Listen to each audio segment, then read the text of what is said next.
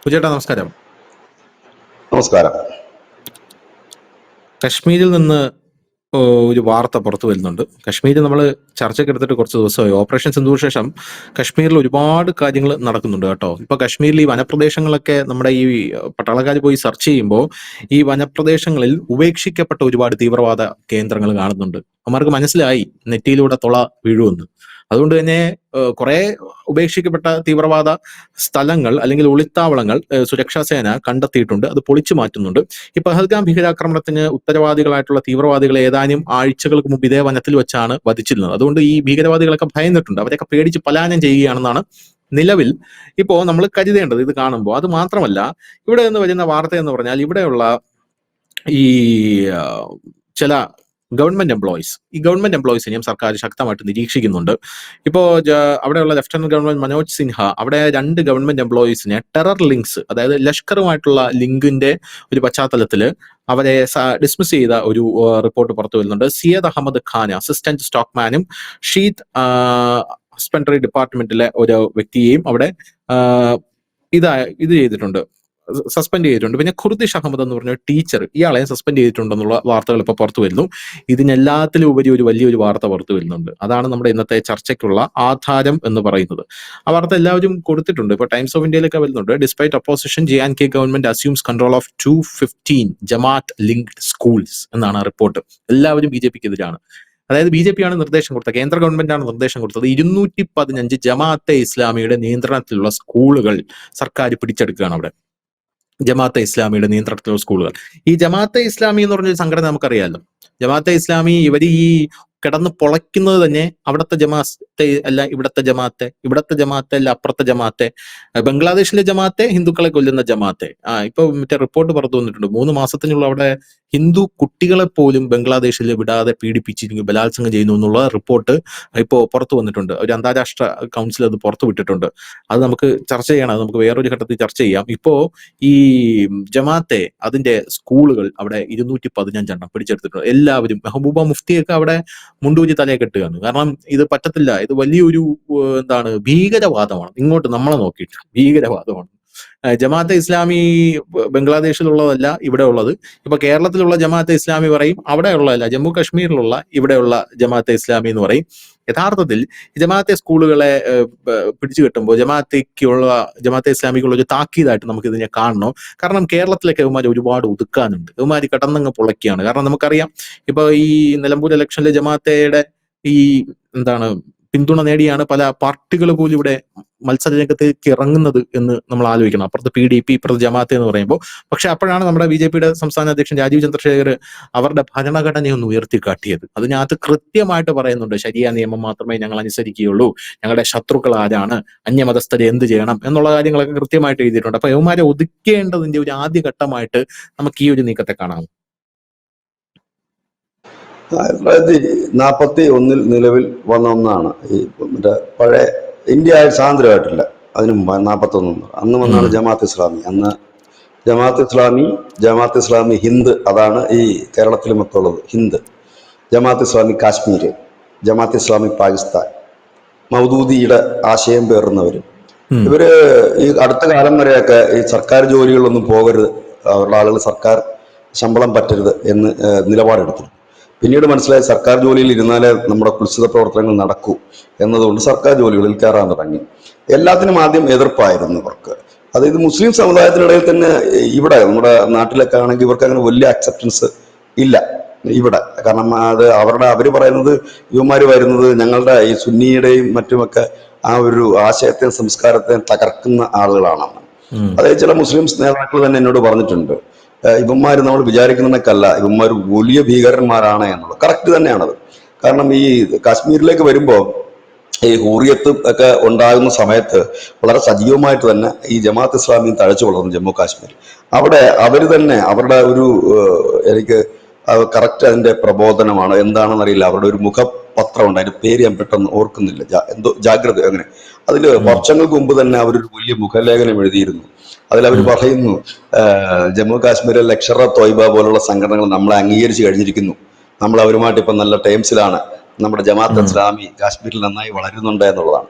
അപ്പൊ ഇവരുടെ ഒരു പ്രത്യേകത എന്ന് വെച്ചാൽ വളരെ മനോഹരമായി സംസാരിക്കുകയും ആളുകളെ ഈ മയക്കി സംസാരിപ്പിച്ച് കള്ളം വിശ്വസിപ്പിക്കാൻ വേണ്ടിയുള്ള ശ്രമം ഇവർക്ക് വലിയ രീതിയിൽ തന്നെ നടത്താൻ ഒരു കപ്പാസിറ്റി ഉണ്ട്. പക്ഷെ ഇപ്പോഴും നടക്കുന്നില്ല എന്ന് മാത്രമല്ല, അവരുടെ മാധ്യമങ്ങളൊക്കെ ശ്രദ്ധിച്ചാൽ മനസ്സിലാകും ജമാഅത്ത് ഇസ്ലാമിക്കാർ വളരെ മനോഹരമായിട്ട് സംസാരിച്ചിട്ട് ഇവര് എന്താണ് താഴെ മുഴുവൻ ബോംബ് കൂട്ടി വെച്ച ആ മലയുടെ മുകളിൽ ഇരുന്നിട്ടാണ് ഇവർ പറയുന്നത്, നമ്മൾ സമാധാനത്തിന്റെ വെള്ളരിപ്രാവുകളായി മാറണം, ഒരിക്കലും ആയുധം എടുക്കരുത് എന്ന് പറയുന്ന ഒരു ടീംസ് ആണ്. അപ്പൊ ഈ അവിടെ കഴിഞ്ഞ വർഷമായിരുന്നു 66,000 കോടി രൂപയുടെ സ്വത്തുക്കളാണ് ജമാഅത്ത് ഇസ്ലാമിയുടെ നിരോധിച്ചു, കേന്ദ്ര സർക്കാർ നിരോധിച്ചു.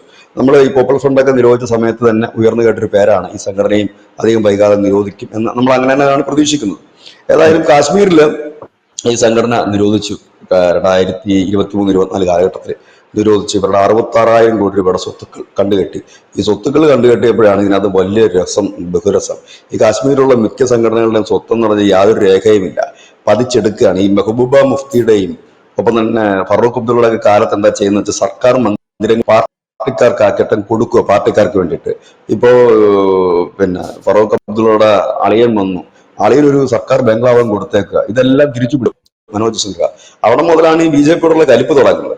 ഇപ്പൊ ഭരണഘടനയും അവന്മാരുടെ കൊടിയൊക്കെ എടുത്ത് ദൂരെ കളയുകയും 370 വകുപ്പ് എടുത്ത് കളയുകയും ചെയ്തപ്പോൾ പിന്നെ ഇപ്പൊ നമ്മുടെ രാജ്യത്ത് ഏതൊരു വ്യക്തിക്കുമുള്ള ഒരു പവറും കാര്യങ്ങളൊക്കെ അവർക്കും അവിടെ ഉള്ളു. അതൊക്കെയാണ് ഈ മുഷിപ്പിന്റെ കാര്യം. അപ്പൊ ഈ ഭീകരവാദികളുടെ ഇടനില നിന്നുകൊണ്ട് ഭീകരവാദത്തെ ബൗദ്ധികപരമായി പ്രോത്സാഹിപ്പിക്കുകയും ഭീകരവാദികൾക്ക് കൊണ്ട് സഹായം ചെയ്യുകയും ചെയ്തിരുന്ന സംഘടനയാണ് ജമാഅത്ത് ഇസ്ലാമി. അവരെല്ലായിടത്തും അങ്ങനെയാണ്. മുല്ലപ്പൂ വിപ്ലവത്തിന്റെ പിന്നിൽ അവരാണ്. ഗൾഫിൽ ഈ അടുത്ത കുറച്ചു നാൾക്ക് മുമ്പ് ഇന്ത്യ വിരുദ്ധമായിട്ടൊരു വലിയ ക്യാമ്പയിൻ നടന്നിട്ടുണ്ട്, ഇന്ത്യയുടെ ഉൽപ്പന്നങ്ങൾ വാങ്ങരുതെന്ന് പറഞ്ഞു. അതിന്റെ പിന്നിൽ ജമാഅത്ത് ഇസ്ലാമിയാണ്. അത് ജമാഅത്ത് ഇസ്ലാമി ഇല്ലാത്ത ഒരു മേഖലയും ഇന്ന് കേരളത്തിലില്ല. സിനിമാ മേഖലയിൽ വളരെ സജീവമാണ് അവര്. പല സിനിമയുടെയും തിരക്കഥാകൃത്തുകൾ അവരാണ്, പല തിരക്കഥ സംവിധായകർ അവരാണ്. അവരുടെ സിനിമകളൊക്കെ നമുക്ക് കണ്ടാൽ തന്നെ അറിയാം, നല്ലവനായ ഒരു മുസ്ലിം നേതാവും തീവ്രവാദിയായ ഒരു ഹിന്ദു വില്ലനും ഒക്കെ ആയിട്ട് വരുന്നത്. പിന്നെ മതം മാറി പെൺകുട്ടികൾ വിവാഹം കഴിക്കുന്നതൊക്കെ ആയിരിക്കും. ലവ് ജിഹാദിന്റെ മറ്റൊരു ഫോമാണ് ഇവർ കാണിക്കുന്നത്. അതായത് ഒരു ഗതിയും ഇല്ലാതെ വരുന്ന ഒരു മുസ്ലിം യുവാവിനെ ഒരു പെൺകുട്ടി കാണുന്നു, പ്രണയിക്കുന്നു, അങ്ങനെയൊക്കെയുള്ള സിനിമകളൊക്കെ ധാരാളം ഒക്കെ വരാറൊക്കെയാണ്. അത് ഞാൻ പറഞ്ഞില്ല, ഈ ബൗദ്ധിക തലത്തിൽ ആണ് ഇവർ കൂടുതൽ ഈ മസ്തിഷ്ക പ്രക്ഷാളനം നടത്തലാണ് മെയിൻ പണി, ബ്രെയിൻ വാഷ് ചെയ്യലാണ് മെയിൻ പരിപാടി. പക്ഷെ ഇപ്പൊ പഴയണം കേൾക്കുന്നില്ല. അവരുടെ മുദ്രാവാക്യം തന്നെ പരിസ്ഥിതി ദളിതരെന്നാണ് എപ്പോഴും പറയുന്നത്. സ്വന്തം സമുദായത്തിലെ പാവപ്പെട്ടന് കഞ്ഞി കുടിക്കാൻ 10 രൂപ കൊടുക്കത്തില്ല, എന്നിട്ട് മറ്റു സമുദായത്തിലെ നോക്കിയിട്ട് ഈ പാൽപ്പൊടിക്കാരും അങ്ങനെയാണല്ലോ ചെയ്യുന്നത്. ക്രിപ്റ്റോ കറൻസി ആൾക്കാർ, ക്രിപ്റ്റോ മതക്കാരും ഇല്ലെങ്കിൽ ഈ പാൽപ്പൊടിക്കാരനും ചെയ്യുന്ന അതാണ്. സ്വന്തം മതത്തിൽ ഗതി കുടിക്കാൻ ആളില്ല, ഇവന്റെ കൂടെ നടക്കുന്നവന് കഞ്ഞി കുടിക്കാൻ ഗതിയില്ലെങ്കിലും അവൻ പറയുന്ന ഹിന്ദു മതത്തിൽ വലിയ ദാരിദ്ര്യമാണ്, ജാതീയത ഉണ്ടെന്നാണ് പറയുന്നത്. ഇവന് ഒരു നല്ല പള്ളിയിൽ കയറാൻ ഇപ്പോഴും അനുവാദമില്ല. അവൻ ഒന്നുമില്ലല്ലോ, ഹിന്ദുവിന് ഇന്ത്യയിലെ ഏതാ മതത്തിലും പോകാം, താഴ്ന്ന ജാതിക്കാരനാണ് മുകൾ ജാതിക്കാരനാണെങ്കിലും. അപ്പൊ അറിയാത്തവനാണ് ഇപ്പൊ ഹിന്ദുവിനെ ക്ലാസ് എടുക്കാൻ കാലം കഴിഞ്ഞു. അത് 1980-കളില് ഇന്ത്യയില് എല്ലാ പ്രസ്ഥാനങ്ങളും സജീവമായത് ഹിന്ദു വിരുദ്ധത പറഞ്ഞുകൊണ്ടായിരുന്നു. കോൺഗ്രസ് ആക്റ്റീവായതും സജീവത നിലനിർത്തിയതും അങ്ങനെയായിരുന്നു. അതിന്റെ തണലിലാണ് ഈ പറയുന്ന ഇസ്ലാമിസ്റ്റ് ഗ്രൂപ്പുകൾ, ഇവരെല്ലാം ഹിന്ദു വിരുദ്ധത എന്ന് പറയുന്നത് ഒരു ട്രേഡ്, മുടി നീട്ടി വളർത്തിയ അപ്പി ഹിപ്പി എന്ന് പറയുന്ന ഒരു വിഭാഗം ഉണ്ടായിരുന്നു 1980-കളിലൊക്കെ. അപ്പൊ അങ്ങനെ നിൽക്കുന്നവരൊരു അഭിമാനമായിരുന്നു. അതിനുശേഷം ഈ കേരളത്തിലൊക്കെ ആണെങ്കിൽ DYFI എന്ന് പറയുന്നത് ഒരു യുവാക്കളുടെ ഇടയിൽ ഒരു ഹരമായിരുന്നു. ഞങ്ങൾ DYFIക്കാരാണ്, ഈ ചെഗുവരയുടെ ഒക്കെ ഇതിടും. പിന്നീട് നമ്മൾ കാണുന്നത് ഈ ബെനിനൊക്കെ ഊരി മാറ്റിക്കഴിഞ്ഞ് ചെഗുവരയുടെ ഒരു സ്വഭാവം മാത്രം അവർ കൊണ്ടു നടക്കാൻ തുടങ്ങി, കഞ്ചാവ്. അതൊരു പരസ്യമായിട്ടിരുന്ന് വലിക്കാനൊക്കെ തുടങ്ങി. അപ്പോഴും അതിനും ഒരു ഫാൻ ബേസ് അവിടെ കിട്ടാൻ തുടങ്ങി. അപ്പൊ ഇങ്ങനെ പോയിക്കൊണ്ടിരുന്ന ഒരു ട്രെൻഡ് പാടെ മാറി മറിഞ്ഞു പോകുന്നത് 1992-ൽ നടന്ന രാമ ജന്മഭൂമിയുമായി ബന്ധപ്പെട്ടുള്ള പ്രക്ഷോഭത്തിൽ ഇവിടെ ഒരു ഹൈന്ദവ ശക്തിയുണ്ട്, അവർ ഈ കാണുന്ന ഇതിന്റെ പുറയിലല്ല, ഈ സംസ്കാരത്തിന്റെ പുറയിലല്ല എന്നൊരു ഇത് വരികയും ട്രെൻഡ് പെട്ടെന്ന് മാറി മറിയുകയും ചെയ്യുന്നു. അപ്പോഴേക്കും ധാരാളം യൂത്ത് സംഘടനകൾ നിലവിൽ വന്നു. ബജരംഗ് ദളിനെ പോലെയുള്ള ഓർഗനൈസേഷൻസ് ഒക്കെ നിലവിൽ വന്നു.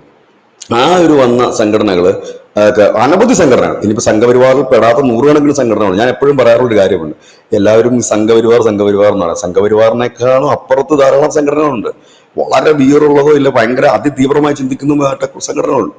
അപ്പം ഇത് ഈ 1980-കളിൽ കെട്ടി ഉയർത്തിയ ഹിന്ദു വിരുദ്ധത ഇപ്പോൾ പൊളിഞ്ഞു തുടങ്ങരുത്. അങ്ങനെ ഒരു സിസ്റ്റം ഇനി ഇന്ത്യയിൽ മുമ്പോട്ട് പോകില്ല. കാരണം ഹിന്ദുവിന്, ഇല്ലെ ഹിന്ദുയിസത്തിന്, ഇല്ലെ ഹിന്ദു ആചാരങ്ങൾക്ക് വലിയ ഒരു പ്രചാരം ഇന്ത്യയിൽ കിട്ടിയിരിക്കുന്നു. മുമ്പൊക്കെ ഈ കയ്യിൽ ചരടോ അല്ലെങ്കിൽ രുദ്രാക്ഷമോ അല്ലെങ്കിൽ ഈ ഹിന്ദു ചിഹ്നങ്ങളോ കയ്യിലോ കഴുത്തിലോ ഉടുപ്പിലോ ഒക്കെ ധരിക്കാൻ മടിയുണ്ടായിരുന്നുള്ള കാലം പോയി.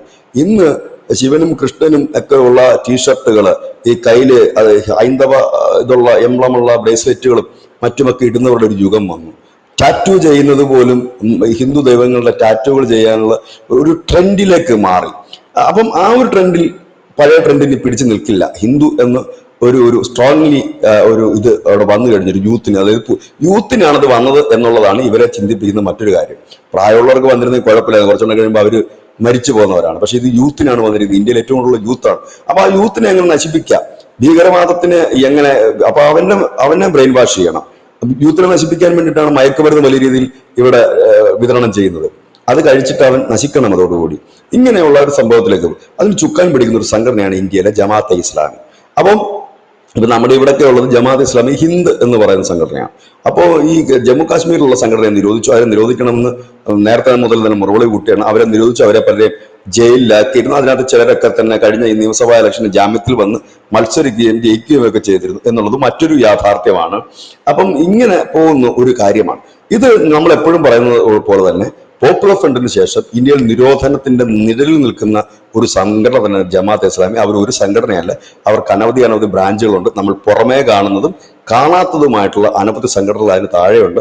ബംഗ്ലാദേശിലെ ഈ ഹിന്ദുക്കളെ കൊല്ലുന്നതും അവിടെ കലാപം നടത്തിയതും വിദ്യാർത്ഥി പ്രക്ഷോഭം നടത്തിയതൊക്കെ അവിടുത്തെ ഒരു ജമാഅത്തെ ഇസ്ലാമി സംഘടനയാണ്. ലോകത്തെ എല്ലാ ടെററിസത്തിന്റെയും പിന്നിൽ ഈ ജമാഅത്ത് ഇസ്ലാമി ഉണ്ട് എന്നുള്ളത് ഒരു യാഥാർത്ഥ്യമാണ്.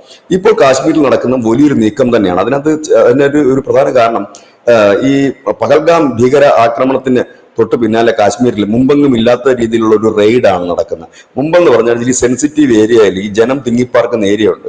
അവിടെ ഇത് കണക്കുള്ള ഓർഗനൈസേഷൻസ് ഉണ്ട്. ഈ ജമാഅത്ത് ഇസ്ലാമിയെ കണക്കൊക്കെ ഇവർ ജനങ്ങളെ സംഘടിപ്പിച്ച് നിർത്തും.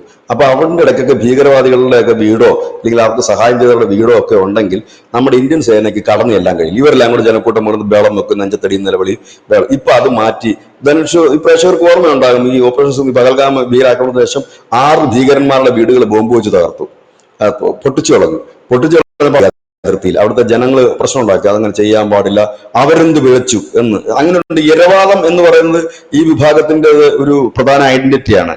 ആദ്യം വെല്ലുവിളിക്കും, അടി കിട്ടി കഴിയുമ്പോൾ ഇരവാദമാണ്, എന്നെ തല്ലിയേ എന്ന് പറയുന്നതൊക്കെ അവിടെ വന്നിട്ട് വലിയ ഇരവാദം ഒരു മുഴക്കുകയുണ്ടായി.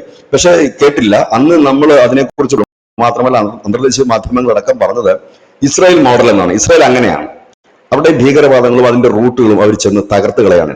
അതിനുശേഷം ഈ ഇന്ത്യ ഇവരുടെ നിലവിലൊന്നും കേൾക്കാൻ നിന്നില്ല. വലിയ രീതിയിൽ തന്നെ നമ്മുടെ സേന ഇതേപോലെ അരിച്ചു പെറുക്കുക, അതായത് ഓരോ വീടാന്തരം കയറി അരിച്ചു പെറുക്കുക, കിട്ടുന്നവനെ അപ്പോഴേ തീർക്കുക. ഒപ്പം തന്നെ അവന്റെ വീടോ അല്ലെ അവനോ എന്തെങ്കിലും ബന്ധം ഉണ്ടെങ്കിൽ അപ്പോഴേ അറ്റാച്ച് ചെയ്ത് വീടിടിച്ച് നിർത്തി കളയുക. ഇതാണ് ഇപ്പോൾ അവിടെ നടന്നുകൊണ്ടിരിക്കുന്നത്. അപ്പം ഈ ജമാഅത്ത് ഇസ്ലാമിയുടെ സ്കൂളുകൾ 211 സ്കൂൾ, ഇവർക്ക് സ്കൂൾ മാത്രമല്ല ആശുപത്രിയുണ്ട്, മറ്റു സംവിധാനങ്ങളൊക്കെ ഉണ്ട്. അപ്പൊ ഇത് സർക്കാർ ഈ സ്കൂളുകൾ എന്ന് പറഞ്ഞാൽ മതപാഠശാലയായിരുന്നു. ഇതിന്റെ മറവിലായിരുന്നു ഈ പണികൾ മുഴുവൻ ചെയ്തത്.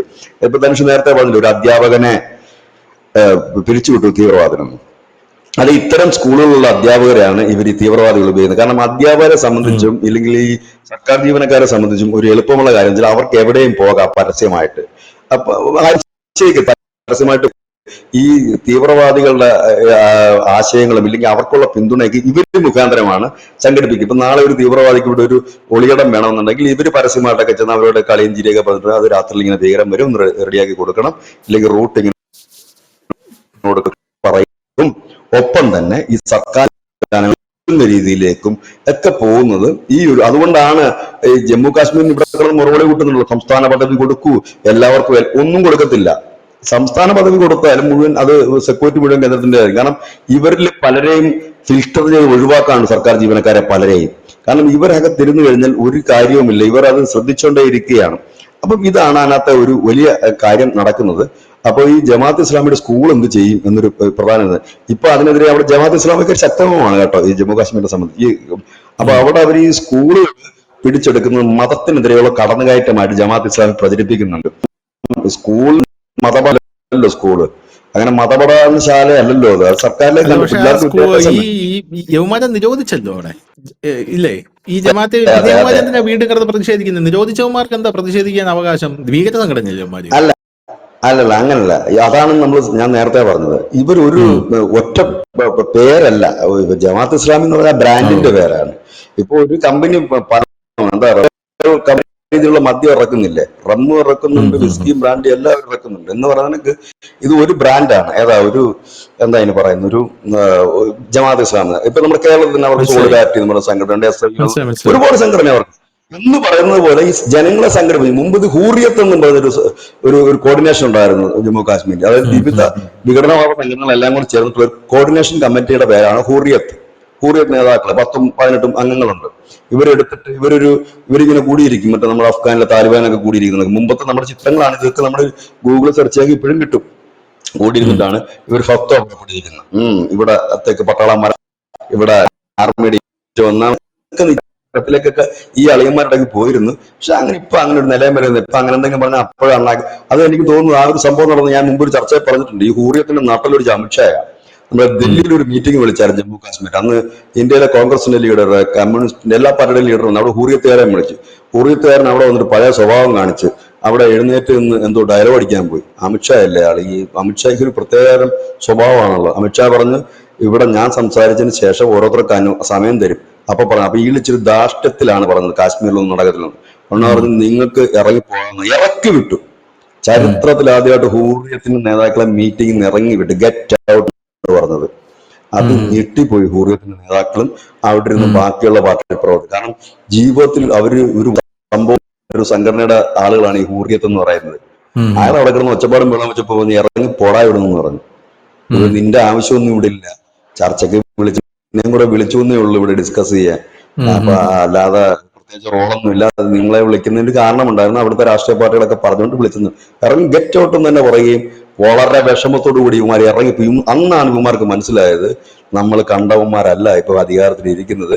പഴയ വിലയും നിലയൊന്നും കിട്ടില്ല. നമുക്കറിയാം പണ്ട് കോൺഗ്രസിന്റെ സർക്കാരിന്റെ കാലത്തൊക്കെ നമുക്കറിയാം കഴിഞ്ഞ കോൺഗ്രസ് സർക്കാരിന്റെ കാലത്തൊക്കെ മിക്കവാറും ഒരു ഡൽഹി വരും, പ്രധാനമന്ത്രി